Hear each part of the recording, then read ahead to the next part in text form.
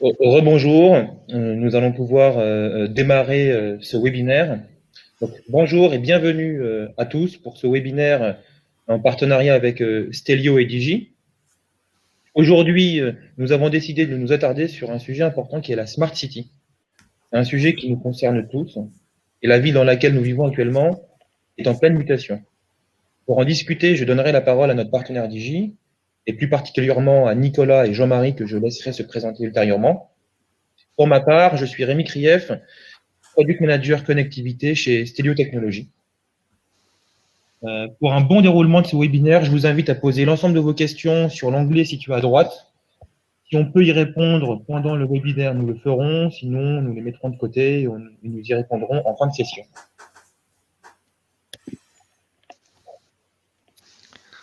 Pour ce webinaire, nous aborderons successivement les points suivants. Tout d'abord, nous allons vous présenter en quelques mots Stelio et Digi. Dans un second temps, nous allons décrire la situation actuelle de la ville connectée avec son contexte, ses enjeux et ses challenges auxquels elle doit faire face au quotidien. Et enfin, les solutions Digi pour y répondre.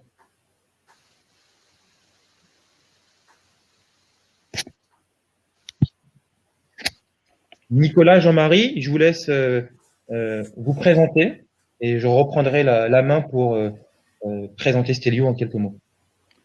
Bonjour, je suis Nicolas Monpoumé, responsable commercial régional sur France et Benelux pour la société Digi International, la division routeur cellulaire et solutions infrastructure management. Bonjour, je m'appelle Jean-Marie Dubois, je suis basé en Suisse, près de Zurich. Je suis depuis 14 mois chez Digi et je suis en charge de la vente des boîtiers sur l'Europe, c'est-à-dire de nos routeurs cellulaires ainsi que de nos équipements réseau. Ce sont des produits qui sont en quelque sorte des routeurs, mais qui connectent d'un côté de l'USB ou du sériel et de l'autre côté de l'IP. Merci beaucoup Nicolas, merci beaucoup Jean-Marie.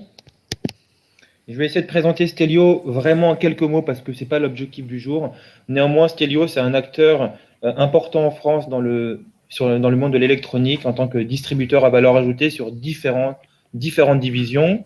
Bien évidemment, la division connectivité qui est le sujet du jour, mais sur d'autres divisions, que ce soit les displays, les écrans tactiles, les sujets mécaniques, les systèmes embarqués, les connecteurs et câbles, les conversions d'énergie, les sujets liés à la thermique et d'autres types de composants.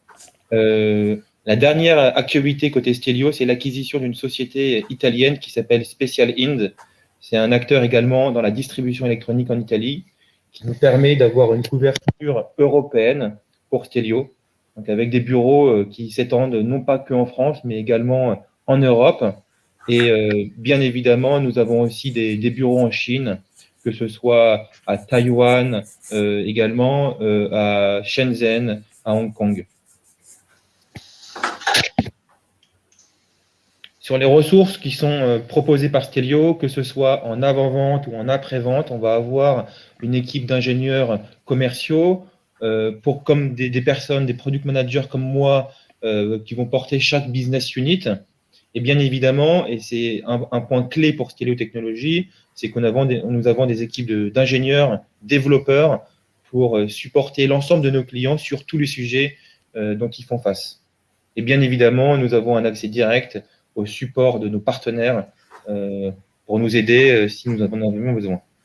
Et sur la partie qualité équipement, nous disposons spécifiquement sur les sujets qui sont liés principalement au display d'une salle blanche, mais également aussi d'une salle de découpe pour les sujets des packs thermiques.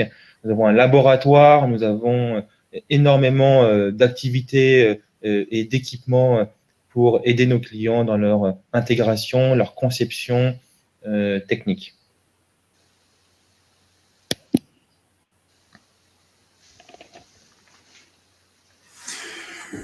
Oui, donc nous sommes une entreprise américaine.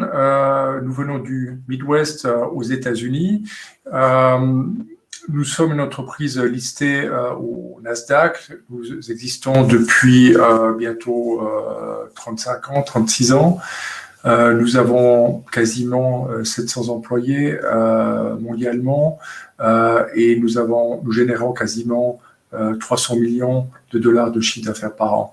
Nous sommes également une entreprise très saine au niveau financier notamment, ce qui est quand même très très important pour une entreprise qui est active de facto dans le domaine de la cybersecurity. Prochain slide. Quelle est notre mission? Pourquoi sommes-nous là? Nous répondons à des problèmes qui nécessitent des solutions qui fonctionnent bien, qui fonctionnent dans la durée et de façon pérenne. Sur la droite, vous pouvez voir les 4 défis fondamentaux de tout deployment IoT. Tout d'abord, la fiabilité.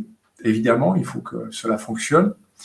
Deuxièmement, c'était pas un mot français, mais la scalabilité, c'est-à-dire que si vous avez un problème par an sur 1000 machines, ça peut représenter 3 problèmes par jour.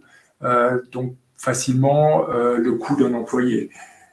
Le fait de pouvoir automatiser beaucoup de tâches permet d'économiser beaucoup d'argent. Ensuite, la sécurité. On dit la sécurité, on peut la résumer au niveau du cyberspace par CIA. Confidentialité, intégrité, availability. Ça veut dire quoi? Ça veut dire tout d'abord le fait que les gens ne puissent pas accéder à vos données. Mais parfois, ce n'est pas vraiment un problème en soi. Ce qui est beaucoup plus grave, c'est que les gens puissent trafiquer vos données, donc l'intégrité des données. Et puis enfin, l'availability, la disponibilité, le fait que votre machine, typiquement, fonctionne toujours, que personne ne puisse prendre le contrôle à distance de cette machine ou la stopper. Et enfin, il faut que vous puissiez manager tout cela à distance, car toute solution a des failles et sur le long terme, typiquement si vous voulez avoir des solutions qui fonctionnent 10 ans, 15 ans, il faut avoir la possibilité d'avoir accès à votre routeur de façon à pouvoir faire des upgrades, à pouvoir faire des changements. Prochain slide. Donc, nous allons parler aujourd'hui dans le sens large de la Smart City. Donc, vous voyez une photo sur la droite qui représente quand même passablement de challenge qu'il y a au niveau des villes intelligentes. Le trafic, la lumière, l'énergie, la pollution. Slide suivant. Donc, vous voyez ici les défis et maintenant, Nicolas va vous donner quelques exemples de défis que nous devons répondre, que nos solutions ont permis, auxquelles nos solutions ont permis de trouver des solutions. Et donc, je te laisse la parole, Nicolas. Merci Jean-Marie, merci Rémi. Donc je vais adresser différents cas d'usage que l'on rencontre très fréquemment au cours de nos déploiements et des déploiements de nos clients.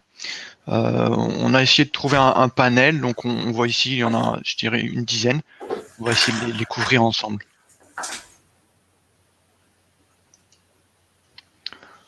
Un premier exemple, un premier, je dirais, scénario d'utilisation va être tout ce qui est la publicité numérique. Donc la publicité numérique se déploie de plus en plus dans les villes aujourd'hui.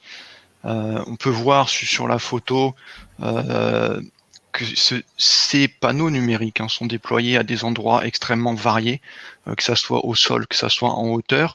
C'est évidemment en extérieur et ça va être du mobilier urbain. Donc il n'y a pas de site, il n'y a pas d'entreprise sur lequel de site auquel on pourrait se raccrocher au niveau du réseau. Donc l'usage d'un routeur cellulaire ici est vraiment indispensable pour pouvoir avoir une connectivité au niveau de l'infrastructure pour charger différents contenus médias à faire visualiser sur les panneaux.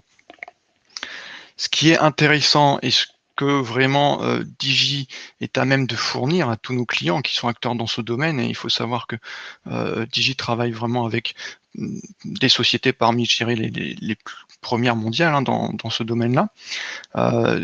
Donc, ce sont des fonctionnalités, notamment de routage avancé et abouti, qui vont permettre de gérer les différents trafics, les différents flux de médias à charger de façon dynamique sur les panneaux publicitaires.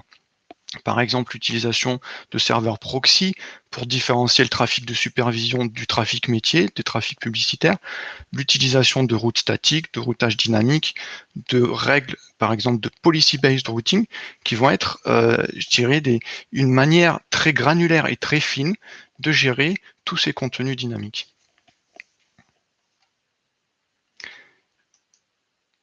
Un autre exemple, donc on est ici dans un cas d'usage autour de ce qui est kiosque et terminaux de service.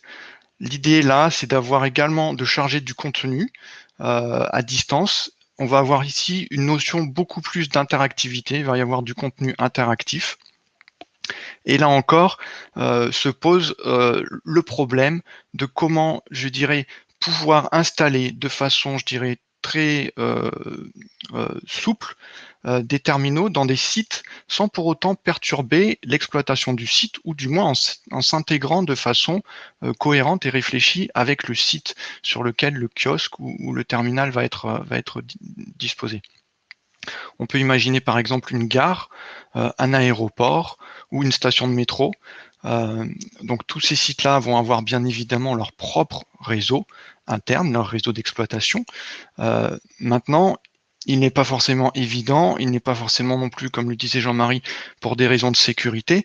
Il va être peut-être plus facile d'utiliser des réseaux séparés plutôt que de charger le contenu du kiosque, le contenu interactif, de le charger de par le réseau du site, de par le réseau, je dirais, d'exploitation métier du site, que ce soit la gare, ou la station de métro ou l'aéroport. On aura plutôt tendance à charger tous ces différents contenus par le biais d'un routeur cellulaire, par la voie LTE typiquement. Et c'est vraiment un des points forts que va pouvoir apporter, je dirais, que vont pouvoir apporter les solutions de Digi.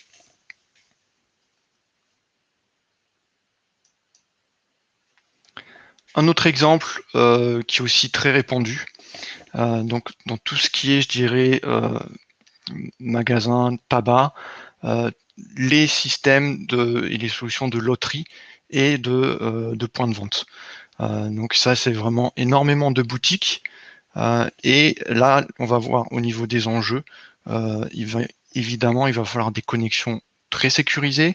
On va parler là de systèmes de paiement, de monétique. Donc il va falloir utiliser de l'encryption, donc typiquement du tunnel, donc du VPN, on voit ici IPsec.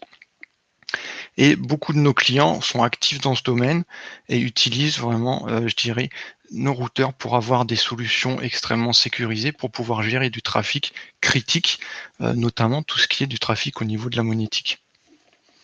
Il faut aussi, je dirais, on peut voir ce qui est notoire. Le dernier point sur cette page, Digi a implémenté une version spécifique du protocole VRRP, qui est un protocole de redondance, qui va permettre d'avoir un lien primaire, mettons un lien cellulaire, et un lien secondaire, qui va être par exemple un lien filaire, ou inversement, en fonction, je dirais, des préférences de déploiement sur chaque site. Et ce protocole VRRP va fonctionner avec je dirais, un lien maître, un lien esclave, avec des échanges de signaux, donc le maître envoyant régulièrement des signaux, le lien esclave les recevant. Et ce protocole VRRP, en fait, était initialement fait pour fonctionner sur 2 liens filaires. Donc Digi a implémenté une version spécifique de ce protocole, déposé des brevets autour de, je dirais, de cette implémentation, pour que ce protocole puisse fonctionner d'une part sur un lien filaire et d'autre part sur un lien cellulaire, et je dirais de façon à appréhender les différentes spécificités d'un lien radio avec certaines fluctuations de signal notamment.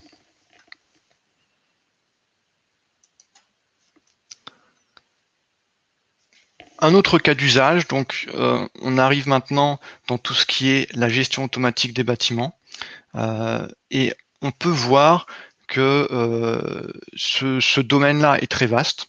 Donc sur cette page, on voit 6 sous-domaines autour de la gestion des bâtiments. Et les contraintes, là où, encore une fois, je dirais les boîtiers Digi pourront apporter vraiment une solution fiable, dans le sens où ce sont des boîtiers robustes. La gestion automatique des bâtiments, c'est par exemple la supervision de chaudières en chaufferie de bâtiment, donc des températures assez élevées, assez chaudes, autour de 35-40 degrés en permanence, 24-24, 7 jours sur 7, toute l'année. Et en parallèle de cela, on va avoir aussi par exemple la supervision de parking, de points d'accès. Donc je dirais par exemple au niveau de la télésurveillance et de caméras. Donc là, ça va être au contraire des températures extérieures avec des températures négatives en hiver, des températures plutôt élevées en été. Et il va falloir avoir des solutions qui permettent au niveau logiciel, je dirais, des fonctionnalités de routage abouti comme on a vu précédemment, mais au niveau, je dirais, de la solution physique, du boîtier en lui-même, il faut des boîtiers durcis qui permettent vraiment une durée de vie justement de plusieurs dizaines d'années par tout type d'environnement extérieur.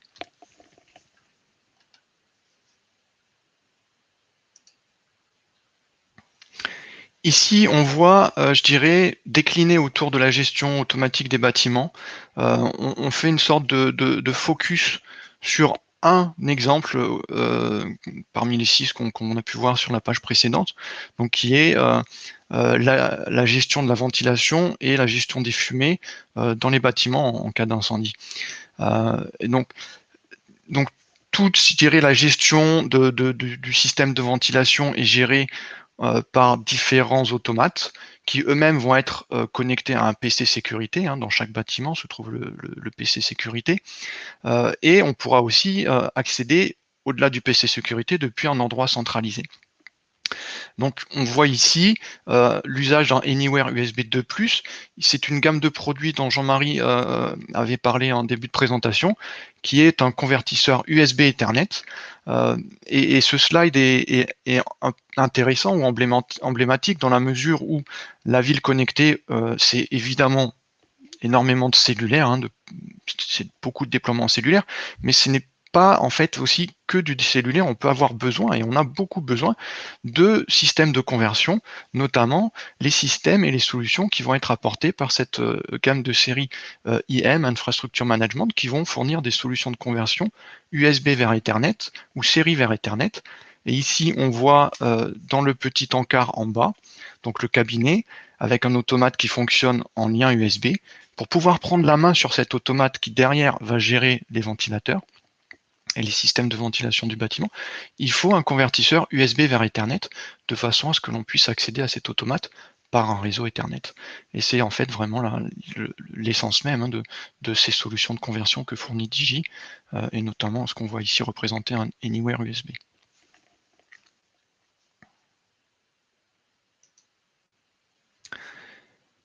On passe ici sur un tout autre registre. La ville connectée, donc on pense à des villes, je dirais, au milieu des terres, mais il y a énormément de villes côtières. Et on a aussi beaucoup de clients donc, qui viennent nous voir pour essayer, je dirais, de mieux appréhender la gestion et l'optimisation, je dirais, l'efficacité dans la gestion des ports, dans la gestion des ports maritimes notamment. Et on voit ici ce qui est un peu, ce qu'il faut retenir dans ce slide, c'est que Digi fournit des solutions cellulaires couplées avec des solutions Wi-Fi, et les solutions Wi-Fi sont abouties dans le sens où, par exemple, dans le cas de la gestion de ports maritimes, on va se trouver sur des surfaces de grandes surfaces. Les grues vont avoir énormément, je dirais, pourront se trouver à un endroit ou à un autre, et de façon à tracer les grues, à savoir facilement où est-ce qu'elles se trouvent, quel type de container elles vont, ou quel type de secteur elles vont, sur quel type de secteur elles vont travailler. L'idée, c'est d'utiliser en premier lieu le Wi-Fi, donc toute je dirais la zone du port est couverte en Wi-Fi, et évidemment aussi en LTE. La liaison primaire se fait par Wi-Fi. Quand il le faut, la liaison secondaire va être basculée sur du LTE. Et l'idée, hein, pour couvrir toute une zone de plusieurs hectares, il va falloir avoir plusieurs points d'accès Wi-Fi. Et donc, il va falloir faire de l'itinérance Wi-Fi, c'est-à-dire faire du roaming et basculer d'un point d'accès Wi-Fi à un autre point d'accès Wi-Fi sur le site du port. Cette fonctionnalité de roaming Wi-Fi, Digi est parmi les seuls fabricants de routeurs cellulaires à fournir cette fonctionnalité de roaming Wi-Fi. Donc voilà, il y a vraiment, on voit derrière les solutions, vraiment au niveau hardware, au niveau logiciel aussi, des solutions qui sont abouties et pensées et qui bénéficient, je dirais, de plus de 20 ans de développement d'OS dans le monde de l'IoT et dans le monde de l'embarqué, ce sur quoi se positionne Digi.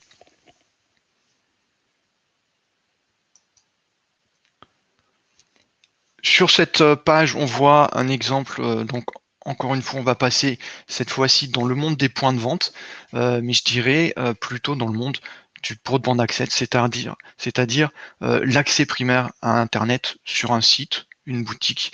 De plus en plus, les boutiques sont déployées, je dirais, de façon extrêmement rapide. Elles peuvent être montées en quelques semaines. Il est extrêmement pratique et beaucoup plus, je dirais, modulaire d'utiliser un accès Internet cellulaire plutôt qu'un accès filaire qui va nécessiter, je dirais, de tirer un câble, de gérer un abonnement. Bon, ici, un accès cellulaire va donner beaucoup plus de souplesse tout en gardant un aspect sécuritaire extrêmement élevé et extrêmement, je dirais, pris en compte dans l'implémentation de la solution. Donc, il faut savoir que Digi fournit des solutions LTE catégorie 18 depuis quelques semaines, enfin depuis 2 mois, notamment dans la gamme de produits entreprise. Donc le LTE catégorie 18, c'est beaucoup plus ce qu'on pourrait avoir avec un lien câblé, un lien filaire. Et évidemment, Digi aussi se positionne sur la 5G. Digi a d'ailleurs fourni un post LinkedIn et un communiqué de presse la semaine dernière et va faire de nouvelles annonces dans les prochaines semaines.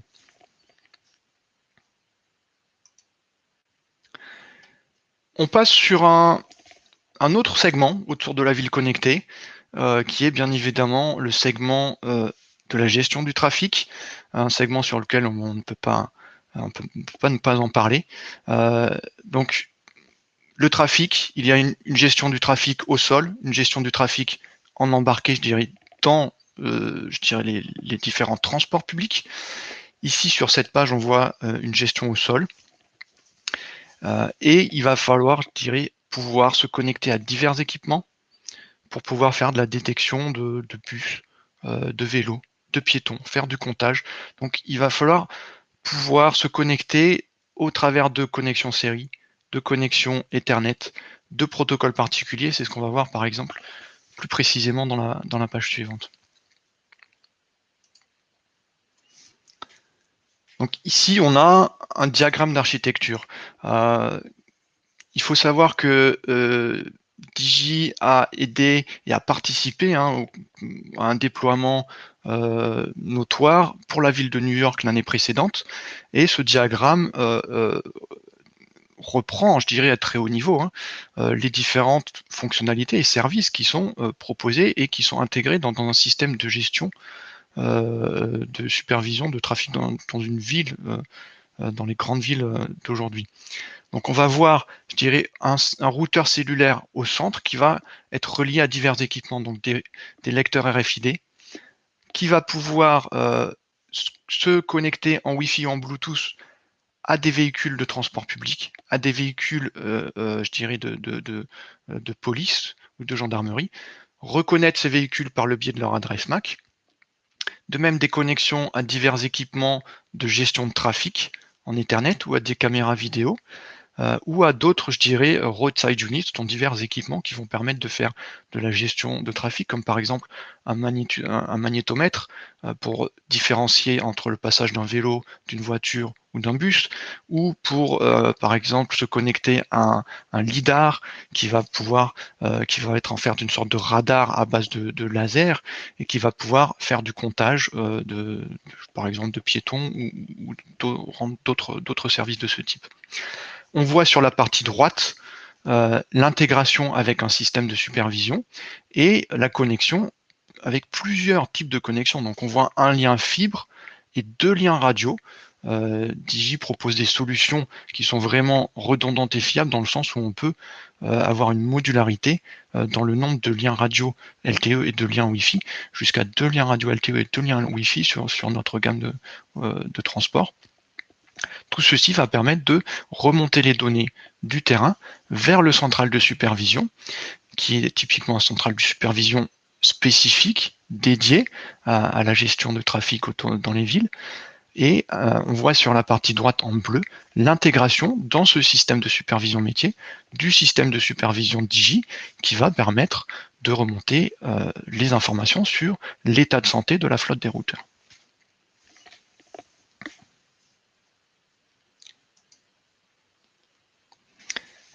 On passe sur la page suivante sur la gestion du transport public à proprement parler. Et donc, on voit évidemment que aujourd'hui, que ce soit un bus, un tramway, un train de banlieue, ces moyens de transport sont de plus en plus connectés. Et il faut aussi pouvoir, je dirais, fournir des équipements qui puissent s'intégrer à bord de ces véhicules, notamment des équipements qui soient certifiés pour l'usage en ferroviaire, donc certification EN 50155, ou qui soient équipés de connectiques spécifiques vraiment orientés pour ce type de déploiement, notamment la connectique M12, les connecteurs M12.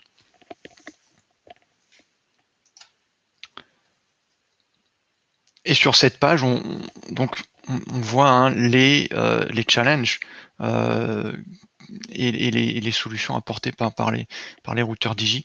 On voit une caméra, on voit un système de paiement, mobile ticketing, un système de localisation, il va y avoir aussi du comptage passager, il va y avoir de l'infotainment, il va y avoir du Wi-Fi passager.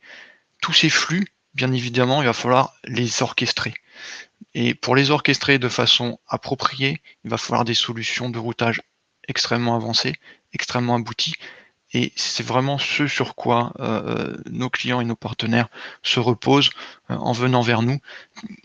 Parce que je dirais l'OS que l'on va fournir et au-dessus de l'OS, les différentes briques logicielles et les différentes fonctionnalités vont permettre d'appréhender ces flux de manière tout à fait fiable et tous ces flux vont pouvoir coexister et transiter par le même routeur, je dirais sans aucun problème, je dirais avec une isolation la plus totale.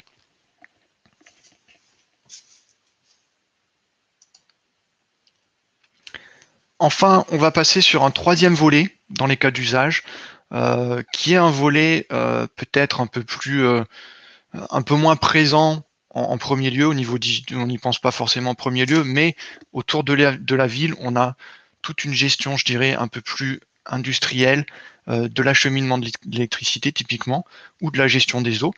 C'est ce qu'on va voir dans les prochaines pages.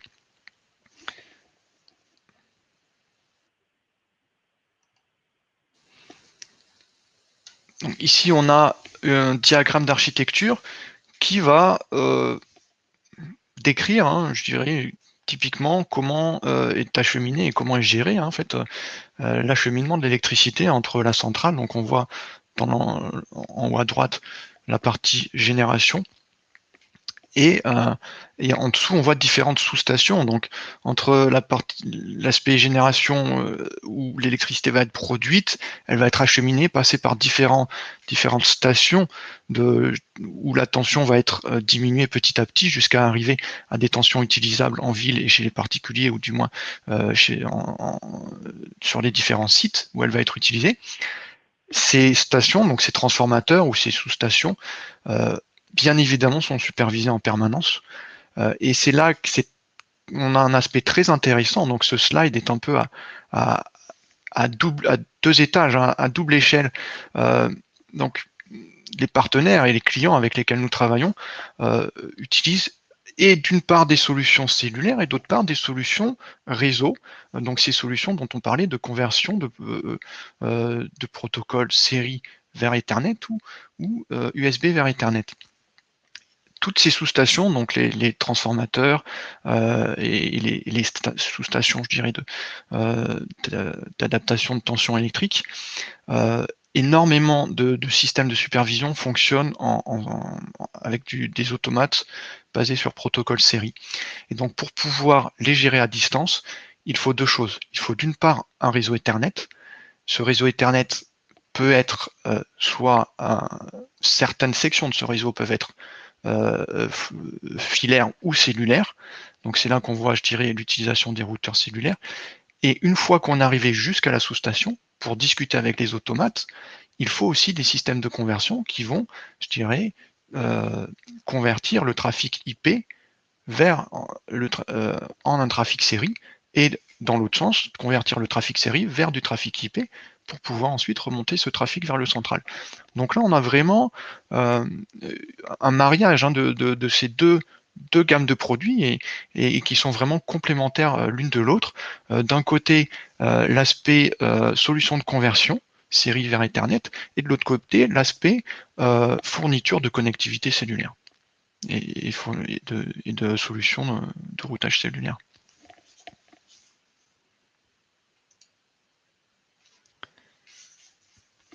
Et enfin, donc, également autour des villes, hein, tout ce qui est la gestion des eaux, donc adduction et abduction des eaux. Ici, on va avoir, dans ces domaines-là, besoin de protocoles spécifiques. C'est vraiment des protocoles, je dirais, qu'on va trouver typiquement dans ces domaines-là. Par exemple, le Modbus, le DNP3. On va avoir également besoin d'entrée-sortie, donc de contact, que ce soit numérique ou analogique. Et on voit également beaucoup d'applicatifs embarqués. Donc du script Python, ce que supportent entre autres les solutions Digi.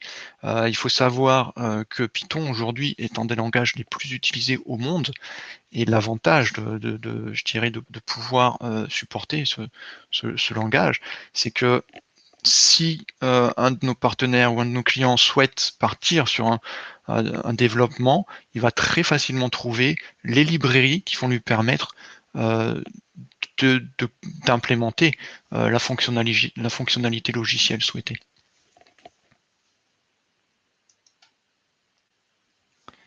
Je vais passer la main à Jean-Marie sur cette page. Merci Nicolas. Donc, quels sont les principes, quels sont les piliers de nos solutions? Ils sont au nombre de 4. Tout d'abord, à gauche, il y a Digi Remote Manager ou Digi RM, que nous appelions DRM aussi. C'est donc la solution de contrôle à distance. Comme j'ai mentionné précédemment, si on n'est pas capable d'accéder au routeur à distance, eh bien, vous ne pouvez pas être sûr que votre solution va fonctionner dans le long terme. Donc, c'est une solution qui est extrêmement aboutie pour le contrôle à distance du parc d'équipement. Ensuite, SureLink. SureLink est une technologie que nous avons développée qui permet d'assurer une communication constante. Donc, typiquement, nous offrons toujours 2 slots pour des cartes SIM. Donc, le client peut utiliser une carte SIM ou 2 cartes SIM. Il y a aussi la possibilité, évidemment, de communiquer par câble. Et donc, cette technologie va monitorer la communication pour être sûr que le produit offre toujours une communication. Et le produit, donc nos routeurs, vont prendre des décisions par eux-mêmes pour assurer que cette communication fonctionne. Ensuite, la sécurité, donc Trust Fence. Donc la sécurité, c'est l'alpha et l'oméga de nos solutions. Et ce concept Trust Fence est un concept complet. Il s'agit tout d'abord de l'organisation de l'entreprise, qui a accès, par exemple, à quel genre d'informations dans l'entreprise. Ensuite, c'est au niveau du hardware, avec par exemple des chips dédiés pour la gestion de la sécurité, donc l'encryption et ce genre d'aspect. Ensuite, le software, évidemment, par exemple Secure Boot, le fait que le produit ne peut booter seulement si tous les softwares qui sont dans le produit sont certifiés par Digi. Et finalement, l'intelligence du produit en lui-même, c'est-à-dire l'operating system, donc notre operating system que nous appelons DAL, pour Digi Accelerated Linux, Accelerated étant une entreprise que nous avons fait l'acquisition. Donc il est vraiment crucial que le produit lui-même soit intelligent, et DAL est la base de cette intelligence, et DAL est le produit de 20 ans de développement.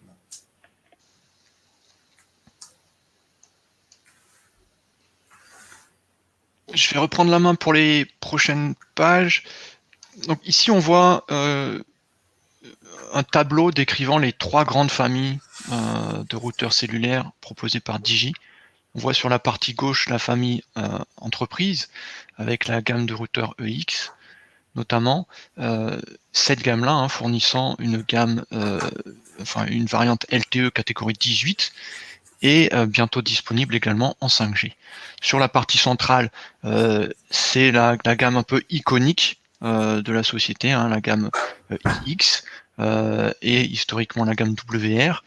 Cette gamme iX, typiquement, c'est vraiment l'usage dans un domaine industriel des solutions robustes, fiables et durables. Et enfin, sur la partie droite, la gamme transport, on voit des boîtiers encore plus durcis, avec en aluminium, vraiment pensés pour l'embarquer, et notamment avec différentes possibilités de connexion WAN ou Wi-Fi, donc jusqu'à 2 cartes LTE et 2 cartes Wi-Fi, et l'utilisation également avec des connecteurs M12, donc vraiment une gamme pensée pour le monde du transport. Ici, on a un tableau montrant les différentes spécificités. On n'a pas voulu lister tous les produits, mais on voit donc un produit, le X15 pour la famille entreprise, les 3 produits au centre pour la famille industrielle, et à droite un produit pour la famille transport. N'hésitez pas à revenir vers nous, on pourra vous présenter chacune de ces familles plus en détail en fonction de vos besoins. Et ce qui est, je dirais, intéressant à retenir, c'est que on voit surtout des produits industriels extrêmement durcis, munis de radiateurs pour dissipation thermique, qui sont typiquement 2 fois plus lourds que certains produits de la concurrence, et ce qui est un gage de robustesse et de fiabilité. Il faut aussi garder en tête que Digi propose un support technique de qualité, ce qui est extrêmement ce qui est un vrai avantage, et comme disait aussi Jean-Marie, tout ça reposant sur plus de 20 ans de développement de fonctionnalités dans le domaine de l'IoT et du M2M.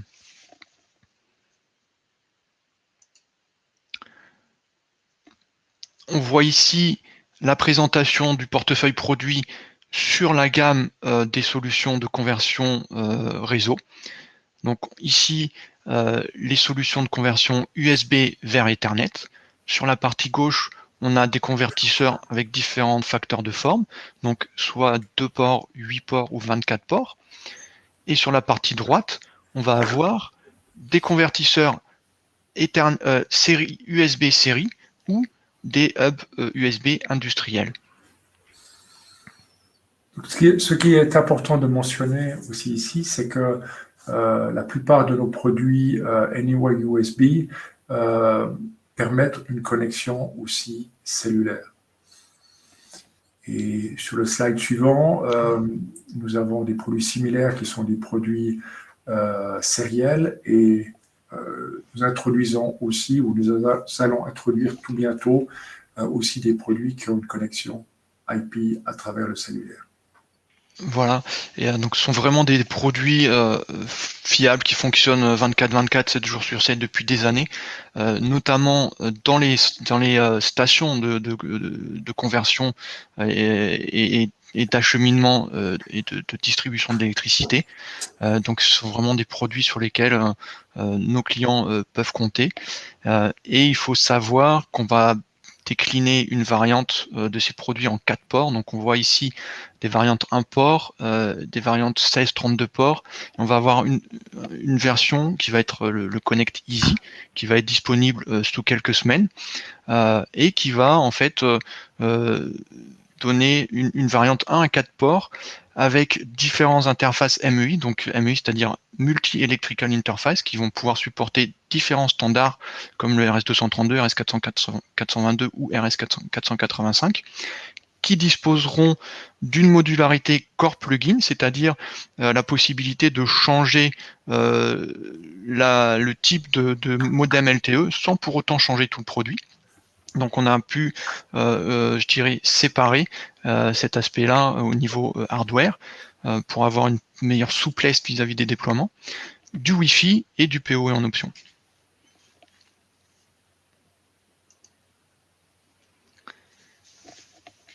Voilà pour la présentation.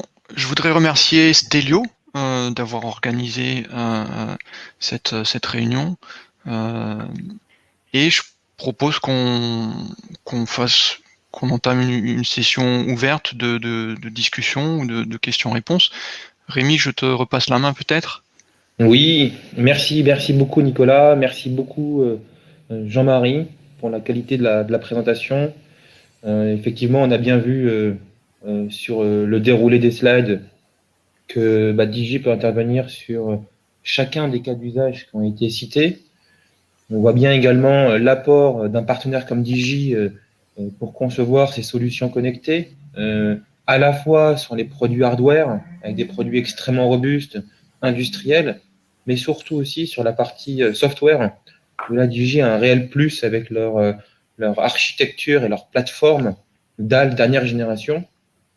En tout cas, on a été heureux de pouvoir faire ce webinaire avec vous. Merci à tous, en tout cas, pour votre participation. Bien évidemment, n'hésitez pas à nous contacter, Nicolas ou moi-même, si vous avez des questions, des sujets ou autres. On sera bien évidemment à votre écoute. Pour tous ceux qui souhaitent recevoir les slides, n'hésitez pas à nous envoyer un petit mail. On vous l'enverra. Il n'y a aucun souci par rapport à ça. Et j'espère qu'on pourra renouveler cette expérience avec Digi sur d'autres sujets tout aussi intéressants. Voilà, en tout cas, encore merci. Je ne sais pas si Jean-Marie ou Nicolas, vous souhaitez dire un mot, mais en tout cas, voilà.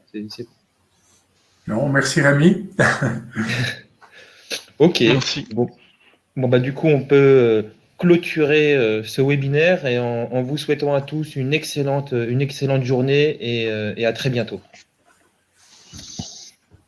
Merci. Au revoir, merci.